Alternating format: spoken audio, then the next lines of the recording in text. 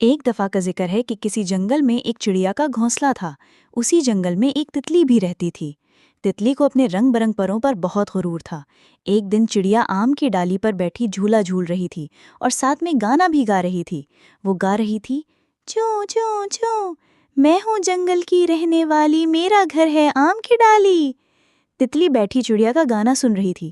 وہ بولی، ارے چڑیا، بس آواز ہی آواز ہے تمہاری، مجھے دیکھو کتنی اچھی شکل ہے میری، کہاں میرے نیلے اور سنہرے پر اور کہاں تمہاری بھوری رنگت۔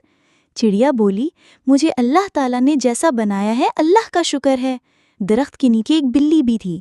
ان کی باتیں سن کر اس کے کان کھڑے ہو گئے۔ چڑیا نے بلی سے کہا کہ میری آواز زیادہ خوبصورت ہے یا تتلی کی شکل؟ بلی نے کہا کہ مجھے بوڑھی کو تو نہ تو تتلی کی شکل نظر آتی ہے اور نہ ہی تمہاری آواز سنائی دیتی ہے۔ تم میرے پاس آ کر بیٹھو، شاید قریب سے آواز سنائی اور شکل دکھائی دے۔ درخت کی ڈال پر طوطا بیٹھا ہوا تھا۔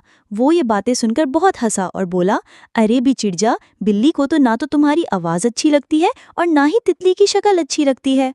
ایک کوا زمین پر کچھ چگ رہا تھا۔ وہ بولا، بلی کو تو تمہاری ایک چیز پسند ہے۔ بلی یہ سن کر بہت خفا ہوئی اور غصے سے بولی، اس جنگل میں کتنے بدتمیز پرندے رہتے ہیں، میں تو تمہیں پیار سے بلا رہی تھی اور یہ کہتے ہیں کہ میں تمہیں کھانا چاہتی ہوں۔ یہ سن کر طوطا اور کوا بہت ہنسے، کائیں کائیں کائیں، ٹینگ ٹینگ ٹینگ۔ ابھی کوا اور طوطا دونوں باتیں کر رہے تھے کہ بلی نے موقع پا کر تتلی پر حملہ کرنے لگی جو کہ پاس بیٹھی تھی۔